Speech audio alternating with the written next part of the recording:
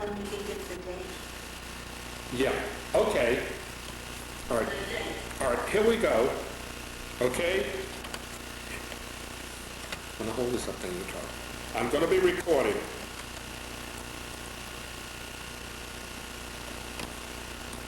We're at the home of Ellen Massie. The date is, what's the date? I forget.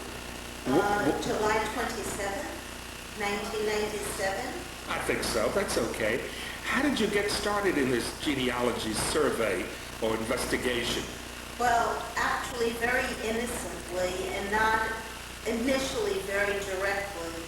What happened was Barry, my husband, was going to take Rebecca during her spring vacation to Australia for about a week, and he invited me to go, and I didn't want to go such a distance for such a short period of time, and so I decided that I'd bite the bullet and do something that I've been putting off literally for years, and that is to go back into all of the old photograph albums that I got from my father and basically take them apart and put them together again in different configurations. And the impetus for doing that was the fact that the photograph albums were really in terrible, terrible shape.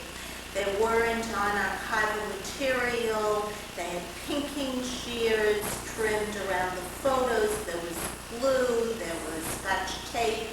It was on paper that was full of acid and falling apart. And this whole thing had to be attended. And so it took me a solid week to cannibalize all of the pre-existing photograph albums and to extricate them from their horrible backings. And in doing so, I decided that I would make 3 albums, one for my daughter Rebecca, one for my older daughter Jennifer, and one for myself and my husband. And so as I pulled these photos apart, I started putting them in piles. Sometimes there were duplicates, and in other cases there were photographs that weren't exactly duplicates, but very similar to another, so it was very easy to divide them. And then I started to put them in albums, 3 different albums. And I realized upon doing this that my kids didn't know who 98% of the people in these photos were, and that I should make a family tree that they could relate to when they look through the photograph album and see Aunt Ida or Aunt Sally, people that they have never met, and know how they are their aunts or how they were my aunts. And so I started to make a family tree, both of my father's side of the family, which is the Weisberg side, and one of my mother's side of the family, which was the Israelite side.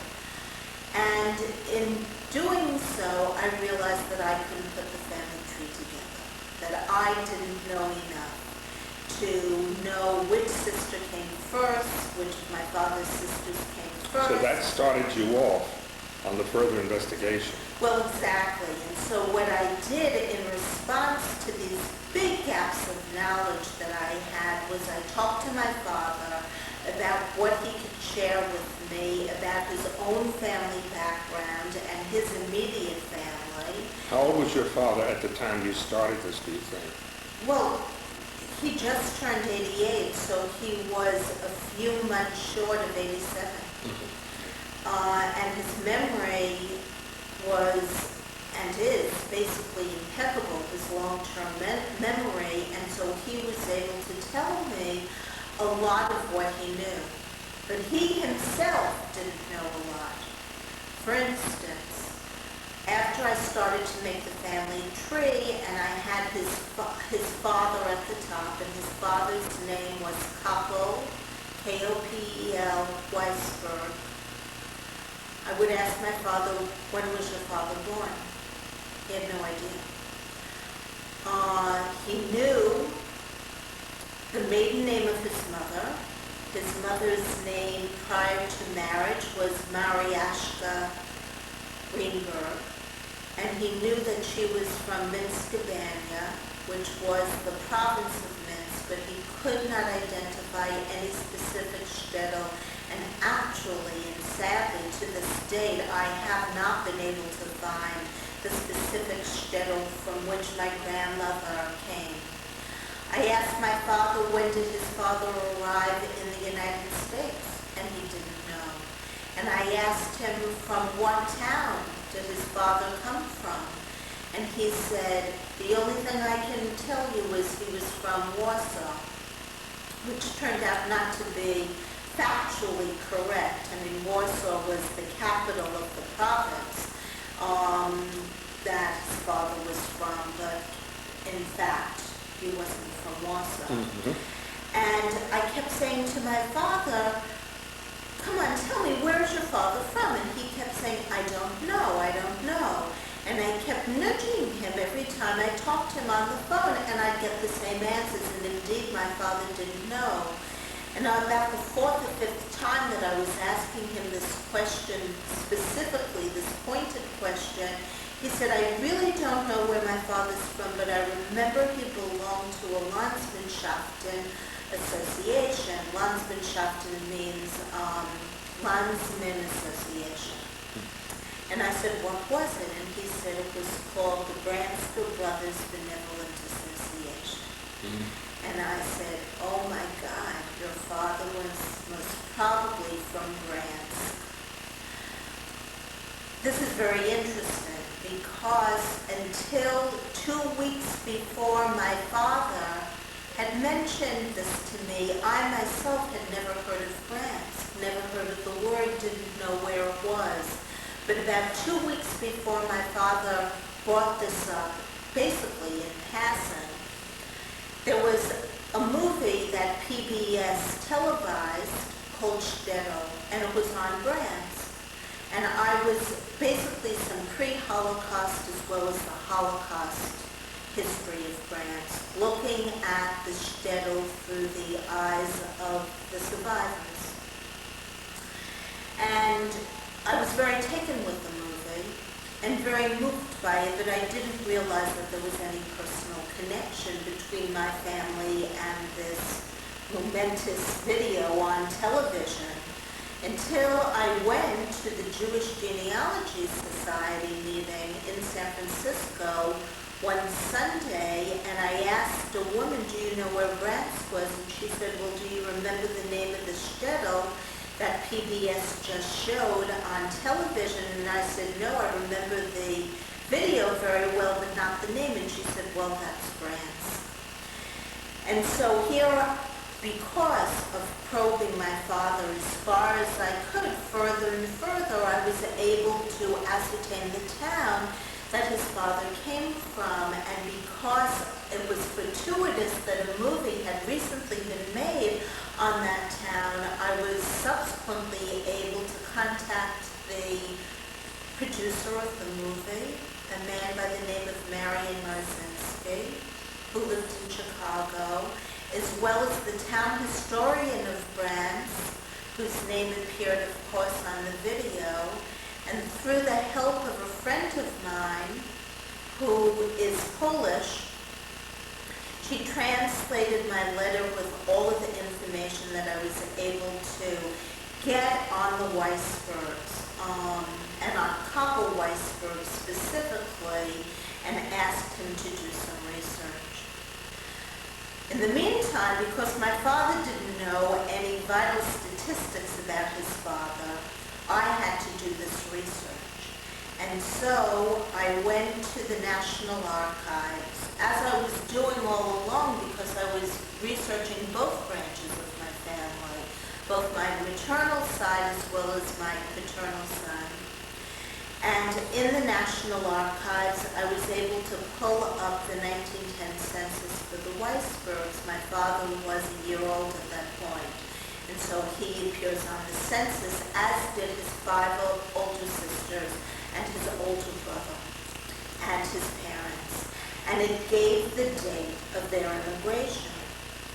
And on the 1910 federal census, it stated that both his mother, Mary Ashley Greenberg, and his father, Cobble Weisberg, immigrated, although not together, in 1888.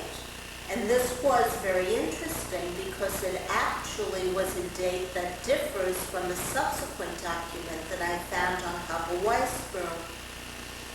This process became very intense and somewhat addictive. You know, whenever I'd find a document, it would be so gratifying that it would propel me forward to look into more and more documents with more and more people. And so basically for a year, the research was very intense with me researching this easily 8 hours a day for a full year. Either literally looking at documents or writing people who could help me obtain documents or help me obtain information. So when my husband Barry was asked to go to Salt Lake City to give a lecture, I jumped on the bandwagon and said to him that I wanted to go too because there in Salt Lake City lies the biggest genealogy library in the world. And was it specifically the Jewish genealogy? no, it's specifically for just genealogy because it's part of the Mormon religion. Oh, okay. But because they have tapes from all over the world and they have tapes that the National Archives in San Francisco didn't have, I could obtain more information from the Mormon Church, from their genealogy library, than I could from just staying in San Francisco. And so it was actually at the Mormon Church that I was able to obtain Cobble Weisberg's naturalization papers. And on it, it said that he immigrated in 1885 with a specific date. And when I went to look up in Castle Gardens, because the port of Ellis Island didn't open up until 1902, so the prior immigration entree point was Castle Gardens in New York. When I went to look up the boat arrivals on that particular date that was listed on his naturalization paper, there was no Cobble Weisberg, which makes me think that the date that he gave was off by a day, off by a month, even off by a year. It's impossible to tell. So I was very frustrated because it took me hours to look into all of these boat arrivals and I couldn't find his name. And unfortunately, to this date, haven't found his boat manifest, but hopefully it's something I could do in the future when I have a little of time. But because he belonged to the Bransker Brothers Benevolent Association, because that's what my father told me, and because it turned out that he was buried in the Bransker Brothers Benevolent Association plot in Washington Cemetery in Brooklyn, I contacted Washington Cemetery and I asked them who the contact person was for the Bransker Brothers, keeping my fingers crossed behind my back the whole time that indeed there was a contact person, because the overwhelming number of these Landsmannschaften are frankly out of business at this point. They don't have members and they don't have a reason to even have a contact person. And she gave me the name of a Mr. Wilk who lived in Florida. And I contacted this phone number, and I got a tape recording, a nice woman on a tape. And I left her my name and my number, and I didn't expect her to call me back long distance, but I did share with her why I was calling, because I wanted to see if the Bransker Brothers Benevolent Association had any papers that could shed light on their members. And I called her the next day and she was in, and unfortunately her husband had died about 5 years before, and she felt that her husband's cousin in New York City would be the person to whom that I should contact, that he would be the one carrying out this business. So I contacted him, and he didn't have any of the papers, although he did say in passing that his son was interested in genealogy and had done a bit of research because his family too was from Brands. And his family had always been like the presidents of the Bransfield Brothers Benevolent Association in New York. But he told me to contact his brother. So I contacted his brother. Meanwhile, I'm running up a phone bill that you could well imagine all over the world. And I had a nice conversation with his brother, but his brother didn't have any papers and suggested that I reach his other brother's son, who I did. And lo and behold, this young man who was doing research, some genealogy research on his own, had the Bransfield brothers translated constitutional minutes and their membership lists, and in Yiddish it listed my grandfather, Kappel Weisberg, as being the main chairman of the Bransfield Brothers Benevolent Association. So this to me became a very important document. In the meantime, I decided that I would contact a lot of the people who appeared on the film grants to see if they knew of three families. The Watkin family, which I'll tell you about in a minute, the Weisberg family, who was my grandfather, and a Meyer-Solomon family. And I spoke to Jack Rubin, who splits his time now between Baltimore and Florida, and he appears in the film. And a woman by the name of Mrs. Silverboard, who lives in Atlanta, Georgia, and her nephew, a Mr. Cobb, who put me in touch with another Solomon family who lived in New Jersey, who were also from Brands. Now, who are the Watkins and who are the Solomons? I didn't know at the time. My father remembered a Meyer-Solomon who lived in Brooklyn, in East New York, district of Brooklyn. And every Sunday, he and his father couple would take various trolleys and streetcars and subways and walk to get to Meyer-Solomon's house where they'd have Sunday dinner. And my father always assumed that Meyer-Solomon must be a relative because Meyer never worked with his father. And who else would offer dinner every Sunday night if not for a relative? And I looked into the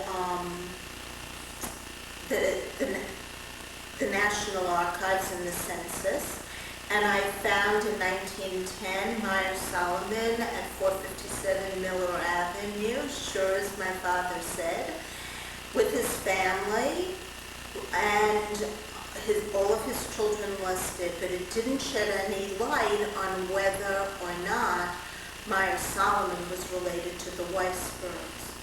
However, it turned out that Meyer-Solomon was buried actually right next to Kappel Weisberg in the Bransfield Brother Benevolent Association spot in Washington Cemetery. So at least they were landsmen.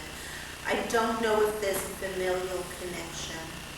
When I had Mr. Romagna look into the Solomons, he was able to give me information about the Solomons because there were some Solomons who stayed in Brands, and Mrs. Silverboard even remembered some Solomons who lived in Brands at the time that the Holocaust occurred, prior to the liquidation in 1942 of the Branska ghetto. And they owned a candy store in the main square, and they had two sons, one of whom went and lived in Warsaw. And Jack Rubin also remembered a Solomon family, but he didn't know of any Weisbergs, and they didn't know of any Watkins.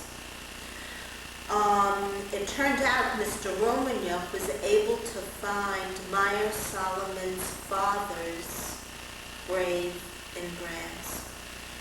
His name was Samuel Solomon, and in fact, Meyer named his firstborn son, Samuel, after his grandfather, which meant that the grandfather would have been deceased at the time that Samuel was born.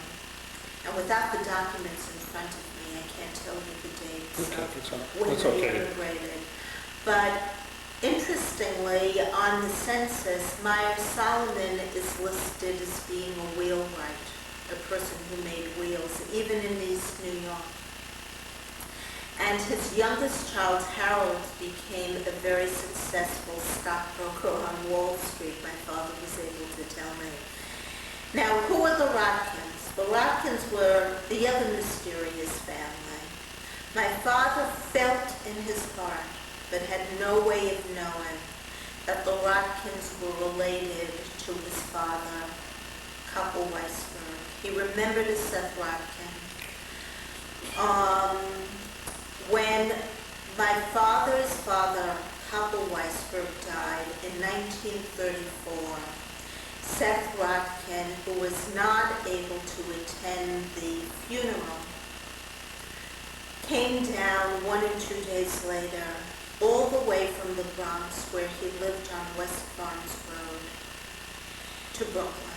And in those days, it was a long and arduous journey with a lot of walking. The connections weren't as great, and they weren't as direct, and it wasn't as quick. And he came down to sit Shiva with the family. And my father has very warm memories about this occasion, because he had met Seth on a number of occasions beforehand, and liked him very, very much. How old was your father at the time? Let's see, if Koppel died in 1934 and my father was born in 1909, it would make my father 25. 25. Okay, continue. So he was around 24, 25 when his father died, and he had met Seth quite a number of times previously and always remembered Seth as being a very soft-spoken, very warm individual, and he was always taken by the fact that whenever a couple would meet Seth, and my father was present to witness this, they would hug and kiss each other. And so there was a connection and an affinity that made my father feel that there was a family connection, because Seth was a tailor, but my grandfather was a very poor cap maker, and they didn't work together, and they didn't live near each other, and he, he thought there would be family, so he told me to go look them up. So how do I look them up? I had to go to the 1910 census, and sure enough, I find them on West Farms Road. Seth Radkin. My father wasn't sure whether the last name was Radkin or Rodkin, spelled with an A or spelled with an O, and in fact, the family spelled it both ways, so it's interesting that in my father's mind it also appeared both ways. So I looked up them, the Radkins, in the Bronx, and I found them. A Seth Radkin married to a Goldie, and they had 2 children, a Reuben and a Celia.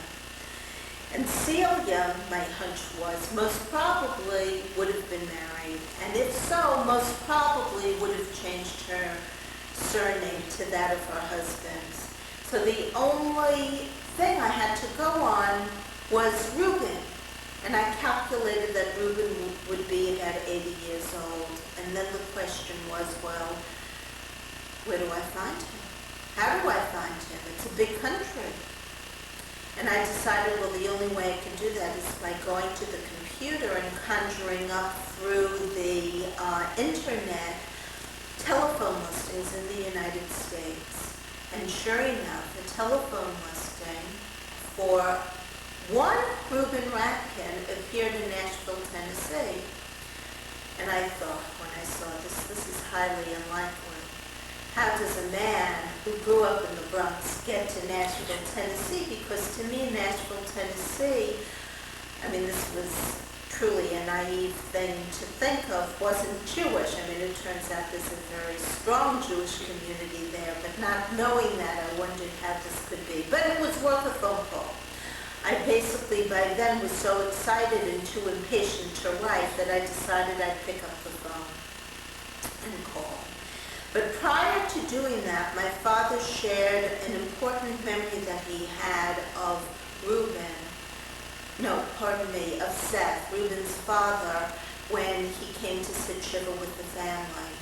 Because my father was so moved that he came to spend the day, my father, after spending some time with Seth, did something very impulsive. And my father is not impulsive. He went into his father's bedroom and took the only thing that his father ever owned. His father was very poor. And that was a gold watch, a pocket watch that had a gold face to it. I mean, a gold covering. And if you press the button on the top, the covering would swing open to expose the face of the clock. And my father remembered it very well and described it to me. And he went into his father's bedroom and he gave the watch to Seth. So my father did something impulsive, which was unlike him. He went into his father's bedroom, Koppel's bedroom, and he took the only thing that Koppel owned, as I had mentioned a minute ago, and he gave it to Seth as a present. And Seth took it. And when I called Reuben on the phone, I told him who I was, and first off, I asked if it was Reuben Ratkin to whom I was speaking, and he said yes. And I said to him that I was Ellen Weisberg Massie. I was the daughter of Abraham Weisberg, and that I was doing a genealogy history of my family, and I was wondering if he was the son of Seth Ratkin. And he said, go on. And I got chills in my body because I realized that here in Nashville, Tennessee, I indeed found the person that I was looking for, although at this point it hadn't been ascertained what the connection between the two men were, other than they loved each other. And so he was very wary. And it was also an awkward time for him to talk because it was Friday evening. And he was getting ready to go to services at their temple, and he asked if I could call back after the services. And so for 2 hours or so, I sat by the phone until the total moment came, and I called him back and we talked some more. And he remembered the watch. He remembered that his father had this watch, and his father had given it to him, and that he thought that he had given it in turn to his son, Gary, who presently is a physician in St. Louis, Missouri. But it still didn't explain the connection between the two. And he himself didn't remember a Koppel Weisberg. So for the next few months, for the next year, I carried on, a full correspondence with Reuben, and we exchanged information, and I said to him, there really has to be a connection between the family. There doesn't have to be, but if there is, by gummy, I want to try to find it. And the only way that I could think about going about doing this was to attempt to research Seth's parents to see if there was a connection. And Reuben himself told me that his grandparents came from somewhere in Russia and settled in Richmond, Virginia. So I contacted the Jewish Archive and Trust Association in Richmond, Virginia, and I asked if they had any information about a Ratkin or Weisberg, and they didn't. And I explained that I wanted to find where Abraham Rotkin and Sophie Rotkin were buried, these two people being the grandparents of Reuben. And she gave me the names of a few of the Jewish cemeteries, and I contacted them. But they weren't buried there.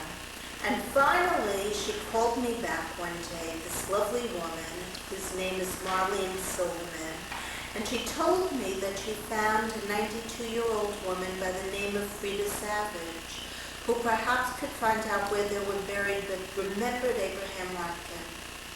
And I asked her if I could have contact with this woman, and she said yes, but that I would have to wait because the woman, I believe, was busy with guests. So when the time was appropriate, although I was worried what time would be appropriate because she was 92, I was always afraid of that, the phone call might be too late.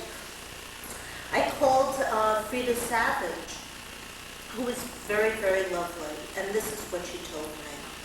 She told me that Abraham Rotkin, who she remembered when she was a child, shared a storefront with her father.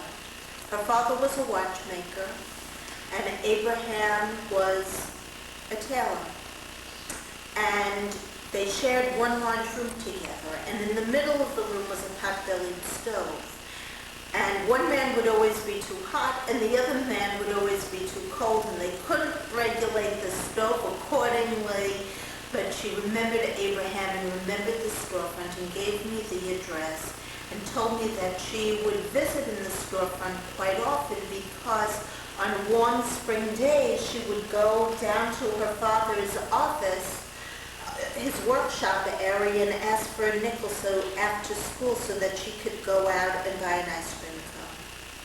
And in doing so, she would meet up with Abraham all of the time. And it's interesting because she told me some other interesting stories about Jewish life back then in Richmond, Virginia.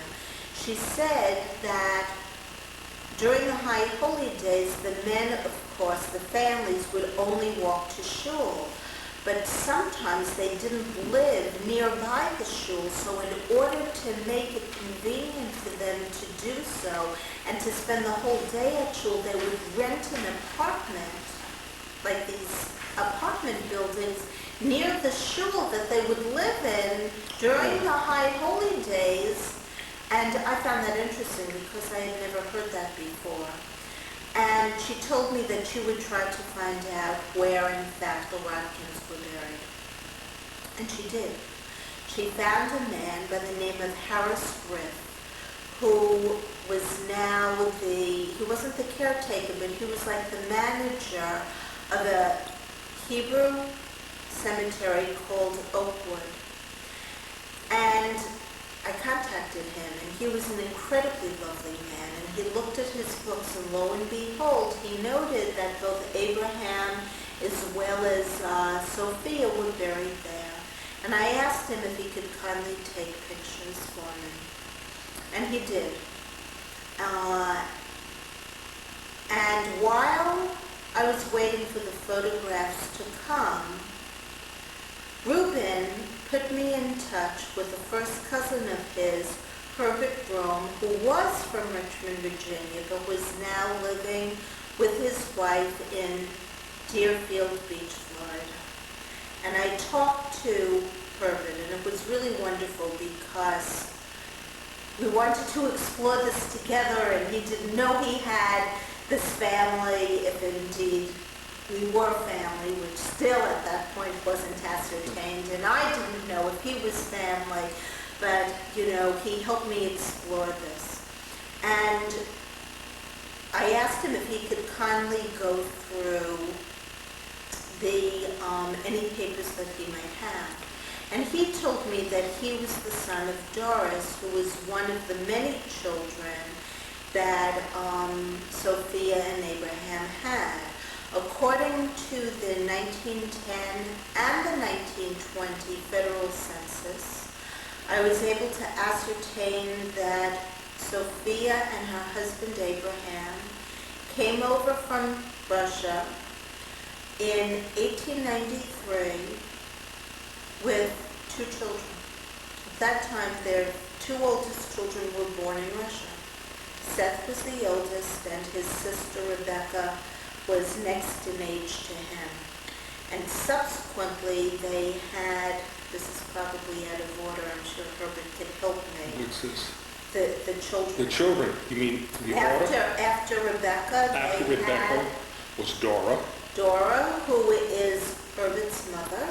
And then, now I'm not sure, but the 2 sons, Freddie and Mo. But I know, I think the next in line, as far as the girls, was Sarah.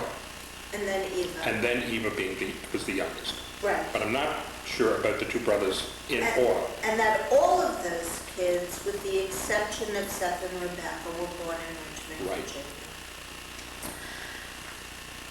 So I get, finally, the photographs of the tombstones. It took a while, from Mr. Griff, and I sent a contribution to Oakwood in gratitude for his time and his effort in securing all of this information for me. And I asked him, and I also had a friend of mine translate the Hebrew on the tombstones. And you see, if there was a connection, we didn't know if it would be through Abraham or through Abraham's wife, Sophia. And it said on Sophia's tombstone that she was the daughter of Zonville. And on Kappel Weisberg's tombstone, it said that he was the son of Zonville. But that doesn't make them related, because Zonville could be a common enough name, Yiddish name. So, I mean, if you're the child of Zonville, it doesn't make you related. If you're the son of Samuel, it doesn't make you related. So we needed more of a connection than that. And where did the connection come? Herbert looked through his personal papers and found the death certificate of Eva Rodkin, the youngest daughter, and on the death certificate it asked for her mother's maiden name, which was Sophia Weisberg. So there you had it. She was a Weisberg with the same spelling as my grandfather, and they both had the same father, Zonville. Her brother and sister. They were brother and sister, and it turned out that Sophia, whose real Hebrew name was Zavia, and it was anglicized to Sophia, was the older sister of Kappel Weisberg. And she, in fact, came over once she was already married in 1893. As I told you before, my grandfather had come over in 1885 or 1888. So he came over earlier than she, and he came over when he was approximately 15 to 17 years of age, given the discrepancy in his birth dates. Furthermore, Herbert started sending me some old photographs of people that he couldn't identify. Well, some he could, of course, the people that were of his immediate family, his aunts and uncles, he, of course, were able to identify, but there were a number of very old pictures from Russia, and he couldn't identify them. And what do I get in the mail one day but a handsome, very young-looking couple sitting together, a marriage picture, and the woman looked very familiar to me. But I couldn't make anything more of it. That day that I got the picture, and lo and behold, in the middle of the night, I wake up, I sit up right in bed, and I open up the photograph albums that I was, making all this while. This young couple, the woman in it, was my grandmother. And he got those photographs from Becky, who must have inherited it from her mother and father. Of course, when her mother got this photograph of my grandparents' marriage in 1891, we don't know because they weren't yet in this country. So the photograph might have been mailed to them in Europe, or it might have been mailed to them once they arrived in Virginia. Nonetheless, this started me on a search for more information about the Watkins, and I remember when I was in New York City last summer looking through in the National Archives to see if they were indexed in various port arrivals, and I looked through Baltimore for the year of 1893, and I didn't see any Watkins coming over in 1893. In the port of Baltimore, New York City didn't have an index for that year. So I was really screwed if they came into the port of New York, but they could have come into Philadelphia, they could have come into Boston,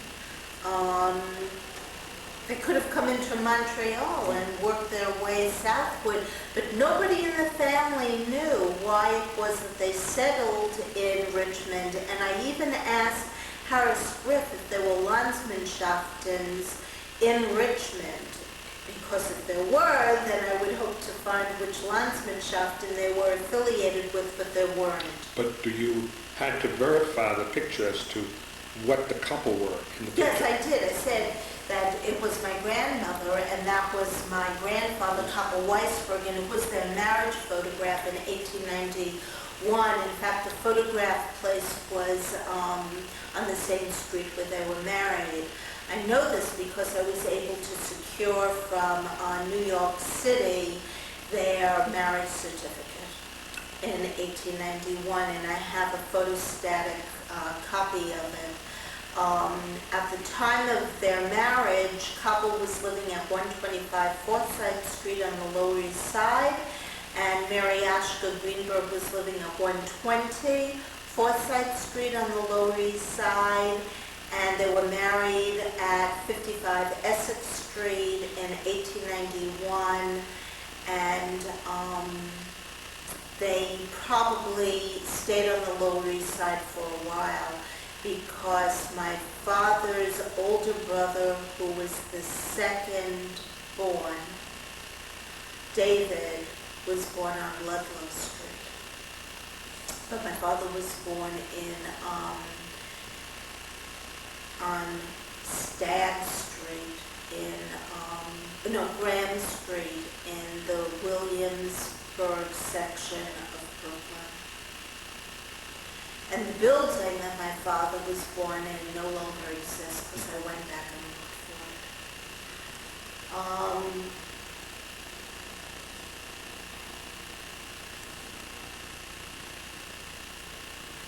it.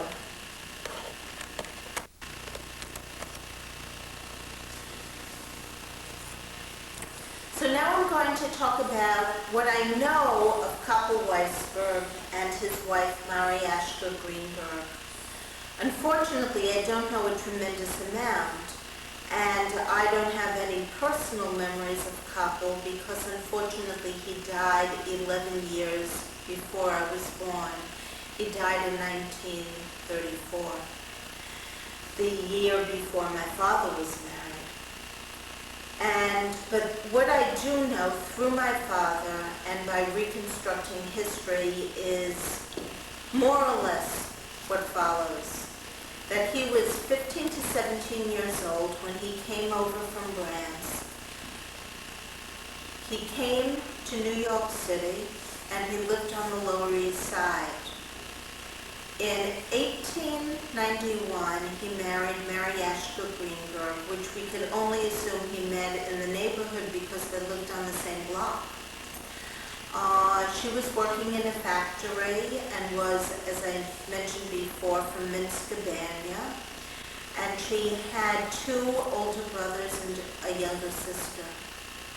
And Koppel, to my father's knowledge, didn't have any siblings. Well, we subsequently found out that he had Sophia, an older sister, and it turned out that my father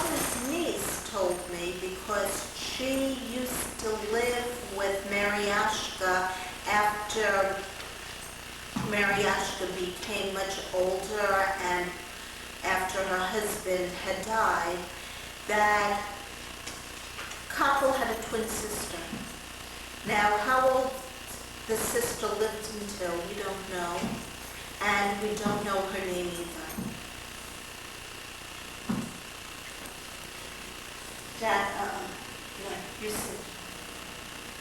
So what happened was, they got married in 1891, and in 1893, my father's oldest sister, Ida, was born. And she subsequently married a man by the name of Al Kaufman. And in 1895, my father's brother David was born.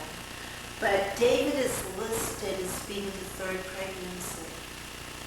And there's no living child in between, which leads me to, I hope correctly assume, that indeed there was a child between Ida and David, and that the child died, either at birth or sometime thereafter. But this is nothing my father ever knew about. It wasn't talked about.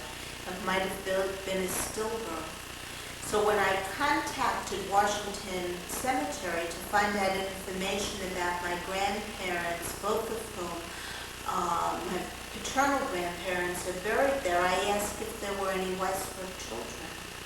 And there were about 15 Weisberg children listed, some with names and some without names. And there was no record to indicate the names of the parents. And there isn't any Weisberg child that's buried in the Branska Brothers Benevolent Association plot. So it could be that all of these Weisberg babies or young children, there must have been a baby, perhaps weren't related to my grandfather. At any event, after David came Sophie, who was Via, obviously named after the same person that Via Rotkin was named after, is Via Weisberg Rotkin. And she was born in 1897. And what's interesting about Sophie is that this ties in with another common memory that both Reuben and my father shared, and that had to do with Lake Diamond of all people. It turned out that when Sue grew up, she married a man originally from Philadelphia whose name was Jack Ginsburg.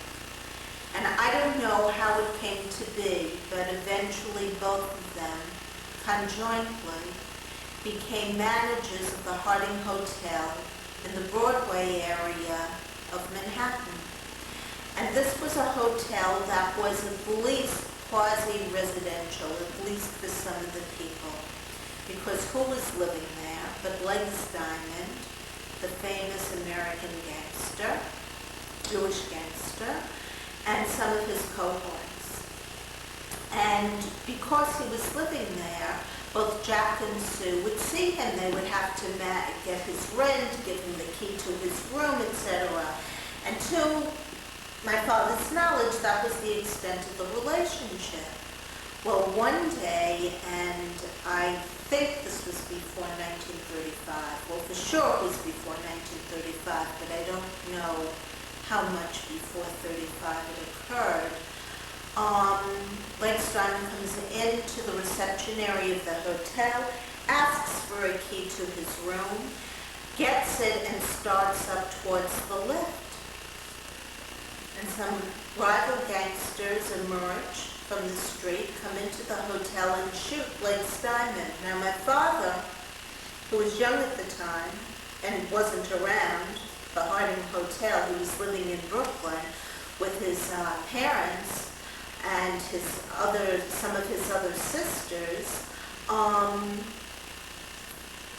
wasn't aware of all of the details, but he knew that his sister and her husband Jack were very fearful that they would be recognized that they would be able to recognize the people who shot Legs Diamond, and they were henceforth afraid that those gangsters would go after them and shoot them. So in their fear, they ran to Sophie's younger sister, Lily, who was born in 1902, and they asked Lily, who was married by then to a Sam Weiss, if they could stay in their place in Brighton Beach, Brooklyn.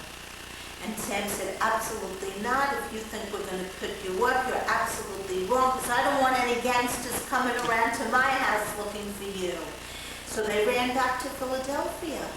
And there they stayed for a number of months until they hoped that things would quiet down. Well, to this day, my father doesn't remember, and I have to look it up factually in an encyclopedia or something, whether Legs Diamond was mortally wounded or just wounded. And so I don't know, but we do know that Sue was very fearful for her life. Oh, she was born with the name Sophia, but she changed it to Sue.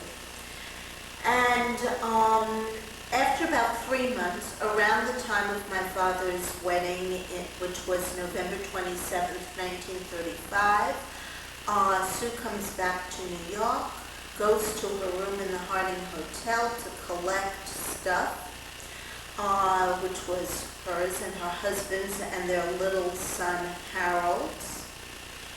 And she also goes into Legs Diamond's room, and she gets a cashmere coat out of it, Legs Diamond cashmere coat. He wasn't going to be returning for one reason or the other. And she asked my father if he would like to have a cashmere coat. Well, my father was delighted because he didn't even own any coats. He was too poor to buy a coat. He had some sweaters and some light jackets, but not a coat. And so he took the coat, and we actually even have a photograph in him wearing Legs Diamond's blue cashmere colored coat and being warm for the first time in the winter.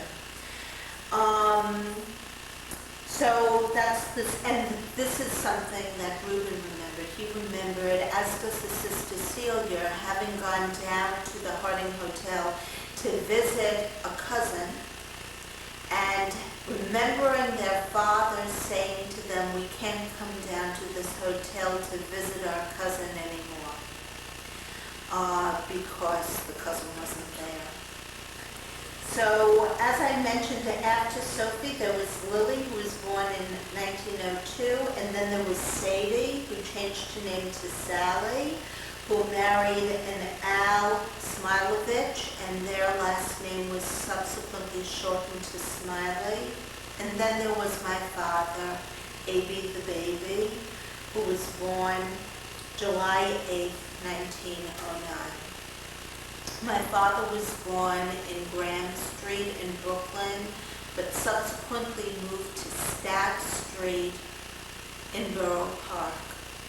Stagg Street, my father remembered it exactly when he told me this at the age of 87. It was a 3-story building, the bottom floor being a saloon. And they lived on the 3rd floor. And they found it to be an unwholesome place to bring up a family of so many kids above a saloon whose doors were swinging open and closed the whole day long. The noise was horrible, and they didn't like the elements. But my father remembered a few funny things that happened in Stagg Street prior to them leaving and moving to another location in Borough Park. He remembered that somebody was sick in the house. Let's take a little break, a few minutes. So I was talking about when my father, as a very young child, moved above the saloon on Stagg Street. And his parents found it a disagreeable location because it was very noisy and there was a saloon and there were disreputable characters. But he also related a very funny incident that happened when he was a child. One day, someone, one of the kids, maybe it was his mother, I don't rightly remember, got sick. And so the doctor came. And the doctor didn't want to walk up 3 flights of stairs, so Mary Ashton leans out of the window and she's having a conversation with the doctor, and the doctor realizes he knows what medicine needs to be prescribed, and he has it on hand, so they lower a basket from the 3rd floor, the doctor puts in the medicine, they raise it up, and it saved everybody the schlep up and down. Thing is that I went and I photographed this location a year ago when I was in New York doing all of this research, and it was absolutely exactly as my father had described it, and even the side entrance door still has a mezuzah. His family after that moved to Borough Park. Well, this wasn't Borough Park, but to a more residential neighborhood, and they lived in a house. And I went to see that house. It's now inhabited by a Hasidic family. The whole neighborhood is Hasidic, probably Satmar. And so I couldn't gain entrance into the house, but it was one of the few houses on the block, and gratifyingly so, that has not been altered. So it's really very, very beautiful, and I have a picture of it. Koppel Weisberg, the whole time until his death, was a cap maker. He sometimes worked in a sweatshop, he sometimes worked at home. During the Depression, he had an awful time finding work, not only because it was the Depression, but styles and hats changed. People weren't wearing caps as much, they began to wear hats. And so in doing, because he wasn't a hat maker, which is a totally different skill, using totally different materials, he became out of employment, and my father remembers telephoning factory after factory trying to get his father a job. But everybody, all of the kids pitched in to help ends meet. And my father, who was the youngest in the family and lived at home, the latest, certainly was of tremendous help in helping to support his parents, and after his father's death, his mother. My father went to pre-law school at St. John's and then to law school at St. John's. He went to New Utrecht High in Brooklyn, where he was on the Aristo, which is honor society, and got the highest marks in biology, and was thinking about becoming a doctor, but the family couldn't afford it, so he became a lawyer instead. And in 1935, on November 27th, 1935, he married my mother, who was born Edith Israel, but her original name was Chaya Itka Israelite. She was born Israel, but her family name was Israelite because in 1911, 5 years after my grandfather immigrated into this country in June of 1906, he legally shortened his name from Israelite to Israel. And it was, I lived with this man. His wife died when I was 4 years old. And he came to live in our very small apartment in Brooklyn. By then, we were living at 800 Avenue H, which is in the Midwood section near Brooklyn College in Brooklyn. And because it was so cramped anyway, and certainly more cramped with him moving in, he suggested that he help my father buy a house. And because my mother had some cousins in Hewlett, Long Island, that's where we wound up buying a house, and he came to live with us for 2 years there until he got married for the second time to a Goldie Feig. And This is a very interesting family, and we have the genealogy that dates back to the 15th century on this family. They were originally from Lups, which is in Belarusia, and they moved to Ekaterinoslav, which is within the Ukraine, within the Pale of Russia, located kind of halfway between Kiev and Odessa. And in about 1902, the family stopped living there and moved back to their ancestral homeland, more or less. It's unclear the exact migration route. But my grandfather got married in 1904 in Vilkovisk, which is in the Suwalki Gubernia. And he got married to a woman by the name of Dora Feltenstein. And Feltensteins are from Vilkovisk. There are a lot of famous Feltensteins, and they're all from Vilkovisk. So they're all kind of interrelated one way or the other. And his firstborn child, my aunt who died last year, Belle, who was henceforth called Aunt Billy, was born in Vilkovisk. At any event, I had no idea about my grandfather's parents. In fact, as a child, I never even thought that he had parents. For sure, he was the oldest person I thought I ever knew, and I thought the world began with him. And I had no reason to even assume that he had parents, which is a very curious thing when you think of it, because even as a child, of course, I knew that he would have had parents, but it never entered into my consciousness. And because they weren't alive, when I was born, they weren't talked about, and so they never came into my consciousness. But in doing the genealogy search, I realized that his father, whose name was Naphtali Hertz Israelite, was a very, very learned man who was a bookbinder, at least in Ekaterinoslav, and he came over in 1906 with his wife Esther Shana. And they lived on the Lower East Side on Eldred Street and became exceedingly active in the Eldred Street shul, where my great-grandfather, Naphtali Hertz, although he was only a peddler of common things, according to the 1910 census,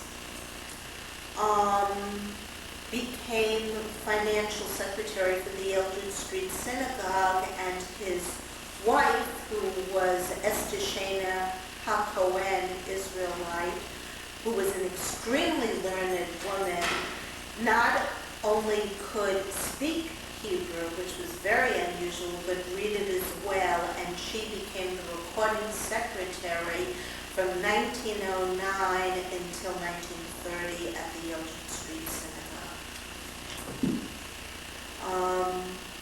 My mother went to college where she majored in English literature, and upon graduation became a buyer for Massie's and then Bamberger's.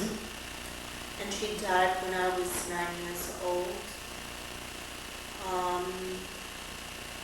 My grandfather had an older sister, Chaya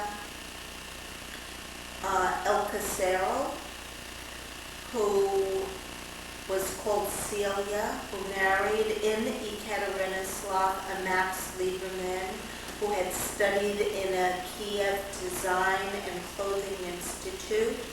They moved to the Bronx from the Lower East Side, and he opened up a dry goods store where he sold materials, very fine materials. Then came my grandfather, who was known as Joseph Israel, but his official name originally was Abraham Yosef Israelite, and he opened up a factory.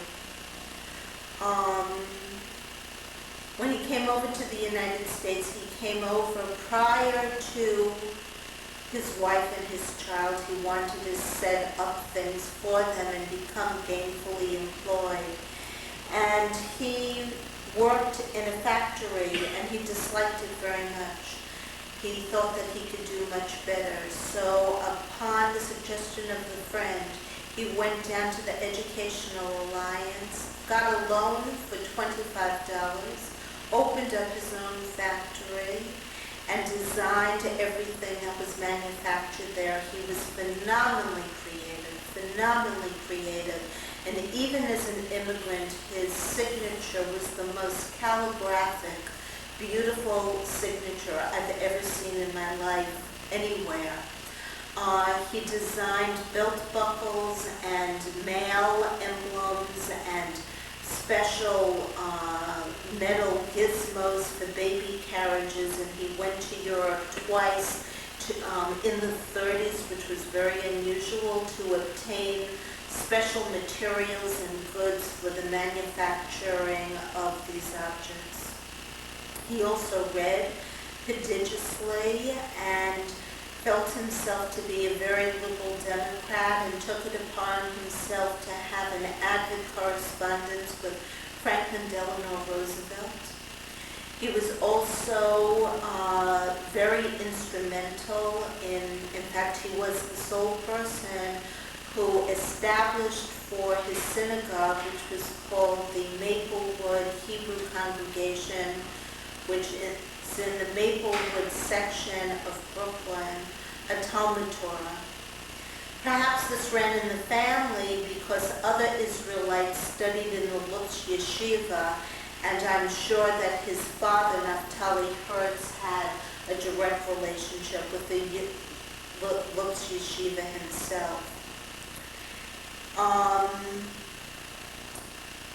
And so he opened up this factory where, he employed people, and he was a very unusual person between doing this and traveling and reading and establishing the Talmud Torah for the synagogue. He had 3 children, my Aunt Billy, my Aunt Florence, whose original name was Begala, and my mother, who was Kaya Edgar. You had some family. I mean, I can hardly believe it. And your memory is just fantastic. I just can't believe this. I mean, I'm anxious to repeat the tape and see how everything came out. Because you are fantastic. Thank you. I mean, with your memory and the way you expressed yourself, Thank great. you. I hope future generations will